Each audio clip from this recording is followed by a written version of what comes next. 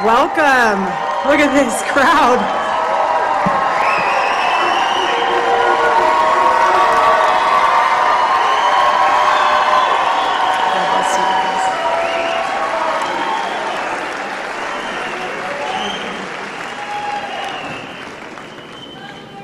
Love you guys.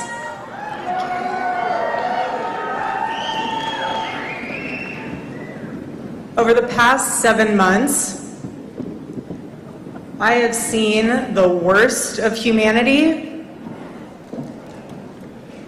but I've also seen the best of it.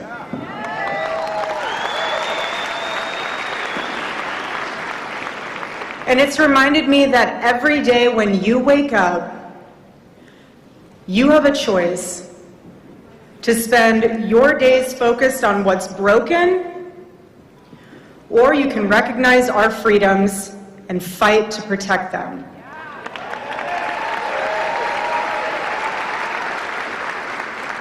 As Americans, we are all privileged to live in the greatest country in the world.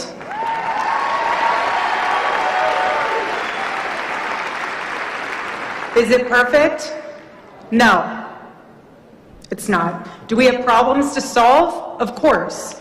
Of course we do. But our country is the best that we have, and I do not want to lose it. If you look around the world right now, Europe has surrendered itself to third world criminals, and under the Biden administration, we were on track for that for ourselves. But President Trump came in and course corrected.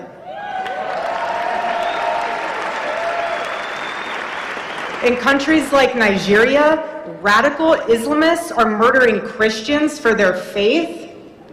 In Canada, they'll tell you you're better off getting medically assisted suicide than believing in the sanctity of life. While in America, we understand that a free life is worth living. But there is nowhere else on earth like the United States of America. There is not. And with this powerful combination of freedom, the ability to live your life with your faith openly, and the chance to build a life, nowhere else like it. And nowhere else I would want to be, and I'm sure you guys feel the same exact way.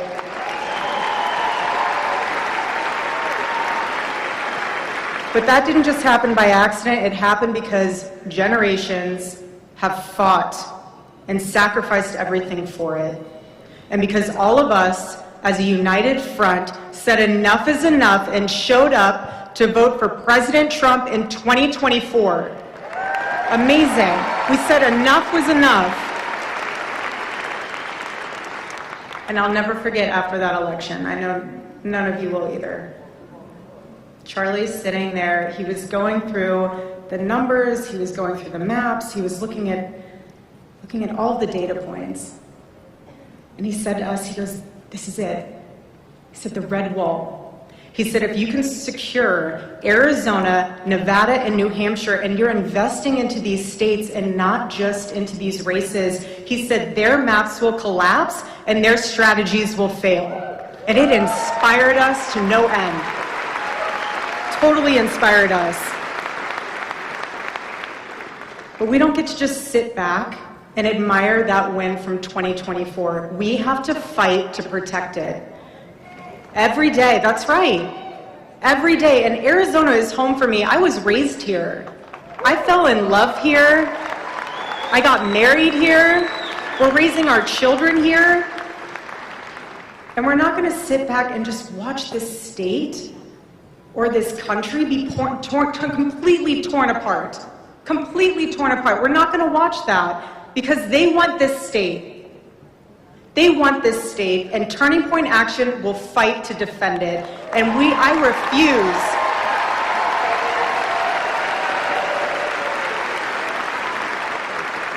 I refuse to let California become Arizona. Not happening. Not happening. We don't want Arizona to elect people like Eric Swalwell. No, we don't. No, we won't. But I will say, unfortunately, we do have his best friend, Ruben Gallego, here, so we have some work to do. We have some work to do. But seriously though, I do not want a country to look like the protesters outside who are celebrating the murder of my husband. I do not want a country like that. So let's not forget how quickly things can go in the wrong direction. We just lived through 4 years of corruption dressed up as compassion. 4 years of that. You remember when we had Christian pro-life activists being persecuted for their beliefs? Remember when concerned parents were getting targeted by federal law enforcement just for showing up at their school board meetings? Remember Laken Riley? I do. Remember wide open borders? 500,000 people poured into this state alone, thanks to an administration that didn't care about stopping them. And now, 452 days into the Trump administration, look at what has already been done. Look at it. There are accomplishments. And yes, there is more to be done, but my husband and all of you fought for this, and we achieved it.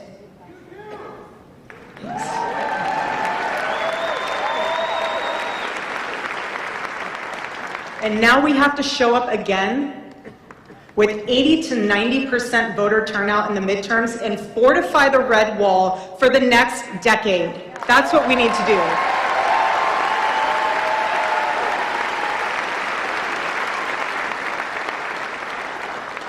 But at the same time, you have people out there who are actively trying to tear this country apart.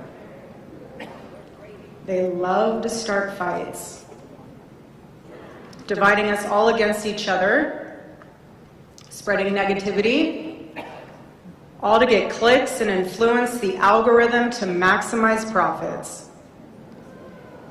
Meanwhile, building is hard. Getting out the vote, talking to real people, spiritual revival, that's actual work. That is actual work.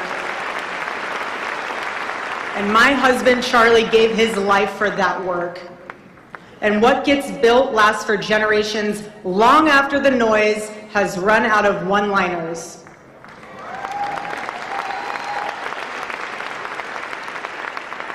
No one understands this better than President Trump. No one. No matter what they throw at him, he perseveres in the face of adversity because the mission is too important.